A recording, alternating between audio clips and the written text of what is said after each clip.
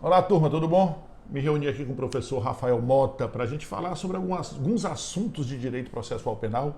E hoje a gente escolheu para falar sobre o arquivamento do inquérito policial, que Exato. foi recentemente matéria de discussão no Supremo Tribunal Federal, não foi não, Rafael? Exatamente. É uma matéria que vem sendo discutida no Supremo desde a inovação advinda com o pacote anticrime, né? Nós tínhamos uma regra, o pacote anticrime criou outra, isso foi contestado no Supremo e recentemente o Supremo Tribunal Federal, retomando uma série de decisões que estavam pendentes sobre o pacote anticrime, aqui o juiz das garantias, entre outros, assentou e firmou o entendimento sobre o arquivamento. Como é que ele era antes? Sabe? Bom, eu vou explicar como é que é, aliás, como é que ainda é hoje, né? Porque essas modificações só vão Estão ser pendentes aplicadas aí da publicação do acordo. da publicação do acórdão, que hoje, dia 6 de setembro de 2023, ainda não houve a publicação. Bom, o artigo 28 ele diz o seguinte, ó: o arquivamento do inquérito policial só poderia ser feito pelo juiz a pedido do promotor de justiça. Certo?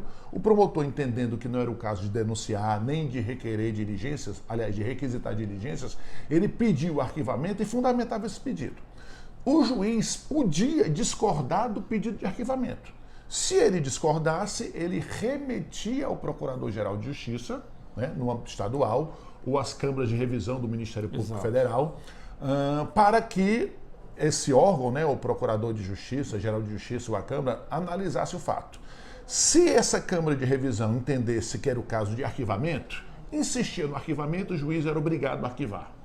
Se por um acaso o Procurador-Geral ou a Câmara entendesse que era o caso de denunciar, a própria Câmara, o Procurador ofereceria a denúncia, ou então determinava que um outro órgão do Ministério Público oferecesse a denúncia. Ou seja, o juiz poderia ser um ator muito participativo nesse momento. Veio a Lei 13.964, o pacote anticrime, e trouxe um novo regramento, que o Rafael vai dizer para vocês. Como é que passou a ser a partir da lei, ou deveria ter passado a ser? O juiz, ele sai do circuito, né? Até por obediência e observância do sistema acusatório, porque mesmo que o juiz fizesse uma análise só formal, o juiz fazia uma análise de mérito. Na hora que ele dizia, olha, para mim não é caso de arquivamento, há elementos para oferecer ação penal, por mais que a gente saiba que esse início da ação penal, eu só preciso ter comprovação de materialidade em relação à autoria, basta indícios, o juiz se miscuía, se mergulhava naquela análise. Então vem o pacote anticrime para dizer, olha, na verdade essa decisão de arquivamento é só do Ministério Público e a vítima e outros elementos podem, de alguma maneira, outras pessoas podem vir a provocar o Procurador-Geral. Quer dizer, se eu sou vítima de um crime, o promotor determinou o arquivamento do inquérito e da investigação, eu tenho direito a um recurso para o Procurador-Geral, para que ele possa apreciar. Isso foi contestado no Supremo Tribunal Federal ou seja, decidiu recentemente. A regra foi que o promotor de justiça, ele arquiva. Ele arquiva e eu permito a parte, por exemplo, a vítima,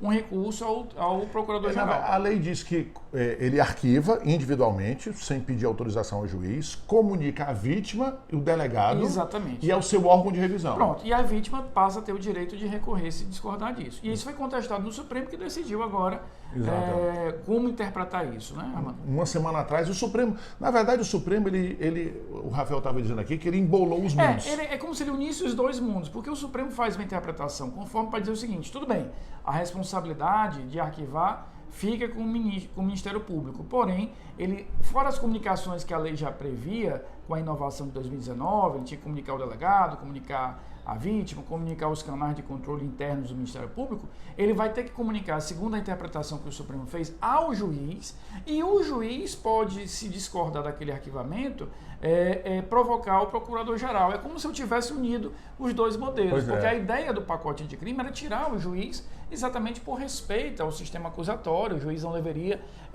se miscuir, mergulhar na análise dessa viabilidade do arquivamento. Ou seja, o Supremo acatou o pacote anticrime e exigiu um penduricalho a mais. Ele acrescenta uma burocracia, a gente vai ter uma etapa burocrática a mais. E pode correr o risco, Armando, que é o seguinte, imagina que o juiz discorde, provoque o Procurador-Geral e a vítima também apresente o recurso. Veja, o procurador vai ser demandado 2 vezes para apurar a validade ou concordância com aquele arquivamento. Né? Na verdade, eu acho que essa previsão ela é totalmente inútil, né? A música. Vocês estão ouvindo a musiquinha aí? A gente veio aqui para a sala da coordenação, da diretoria do curso para evitar o barulho, mas acabou que tá tendo uma bandinha aqui. Enfim, na verdade eu acho inútil, Rafael. Por quê? Porque o pacote, ele disse que o procurador, aliás, o Ministério Público arquiva, comunica a vítima, comunica o delegado e comunica o seu próprio órgão de revisão. Exato. Para homologação. Já havia isso, você cria uma etapa burocrática. Vai haver automaticamente o procurador que era provocado somente quando o juiz discordasse do pedido de arquivamento, ele vai sempre ser provocado. Exato. Através do próprio promotor. E uma outra questão, Armando, que para mim a gente vem a ideia do pacote anticrime de outras modernizações legislativas que nós tivemos é confirmar, ratificar a opção que o Constituinte fez em 88 de um sistema acusatório, que a gente separe as funções, que a função de acusar, defender e julgar sejam separadas em pessoas e instituições.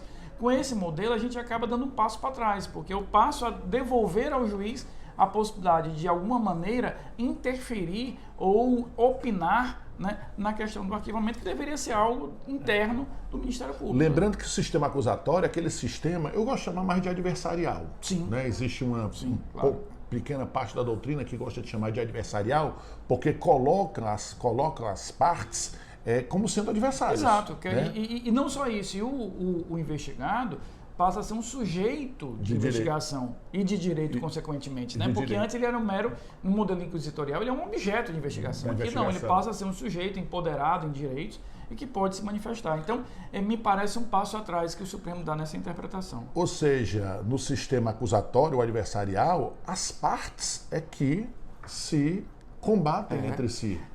O juiz tem que ficar lá no lugarzinho dele, que é importantíssimo. Exato. É relevantíssimo. É porque nesse modelo a gente tem exatamente a aplicação concreta daquela lógica dialética do processo. Eu tenho tese que vai se contrapor antítese, elas vão entrar em conflito, elas se digladiam, elas entram em choque, e dali eu vou extrair a síntese, que seria a melhor visão, a melhor interpretação de todas essas teses. No momento em que o juiz tem reservado aquele espaço, com a sua imparcialidade, com o seu distanciamento, com a equidistância entre as partes, a tendência é que ele produza uma síntese, ou seja, a própria decisão judicial, com mais eficiência, com mais imparcialidade, principalmente objetivo maior, com mais justiça. Pois é, eu acho que é fundamental que o papel que o juiz exerce, que é o papel final de dizer quem tem razão e aplicar o direito ao caso concreto, condenando ou absolvendo. Exatamente. De acordo com as provas produzidas pelas partes e não por ele. E nos resta agora acompanhar, né, Armando, como é que os juízes vão se posicionar em relação a essa inovação.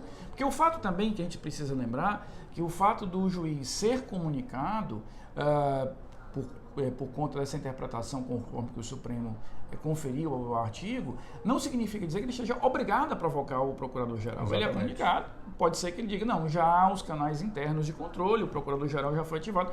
É algo que a gente precisa observar nesses próximos meses e anos aí, como é que isso vai ser aplicado na prática. O que eu acho que é muito perigoso, muito contraproducente e muito contra o sistema adversarial colocar o juiz naquele momento da acusação. Sem dúvida. Ele não tem que se envolver se há acusação ou não. E veja só, Armando, como de alguma maneira é contraditória essa interpretação do Supremo, porque o Supremo acaba, no mesmo momento, de validar o juízo das garantias. Então, veja, ele valida o juízo das garantias exatamente para separar a atuação do juiz na fase de investigação e na fase judicial, mas ao mesmo tempo confere ao juiz a legitimidade, digamos assim, de provocar o Ministério Público no caso do arquivamento. É como se ele desse um cravo na ferradura aqui. Ele avança na questão do sistema adversarial ou acusatório em relação ao juiz das garantias, mas ele dá um passo atrás dizendo, olha, juiz, você pode também exercer o controle sobre o arquivamento. Apesar de tudo, eu achei um avanço. Pequeno avanço. Eu acho que sim, porque de qualquer maneira, repito, a gente tem que lembrar que não é uma obrigação do juiz. De qualquer maneira, continua sendo o poder do MP decidir sobre arquivamento e o juiz vai fazer um juízo de avaliação e de conveniência se é o caso ou não de provocar. O ideal, como você disse, é que os juízes se convençam que o papel dele é importantíssimo, mas interpretar isso de uma forma macro. E não é se envolver com a atividade das partes. Perfeito. Nem a favor da acusação, nem a favor da defesa. Perfeito. Aliás, a defesa não precisa, porque se o juiz está em dúvida se o réu é inocente ou não, absolve, né? Porque a solução a própria lei dá. Exatamente. Não precisa investigar mais para ter a certeza que o réu é inocente, Exatamente. porque a dúvida já favorece ao réu. Perfeito. Beleza? Pessoal, espero que vocês tenham gostado aí. A gente vai eventualmente voltar para tratar de outros assuntos. Temas. Eu, professor Rafael, vamos chamar o Nestor, outros professores para a gente tentar variar aqui e a gente discutir assuntos relacionados com direito penal, processo penal, direitos humanos, lei de execução penal e tudo mais. Acompanha a gente aí. Valeu, pessoal. Um abraço, até a próxima.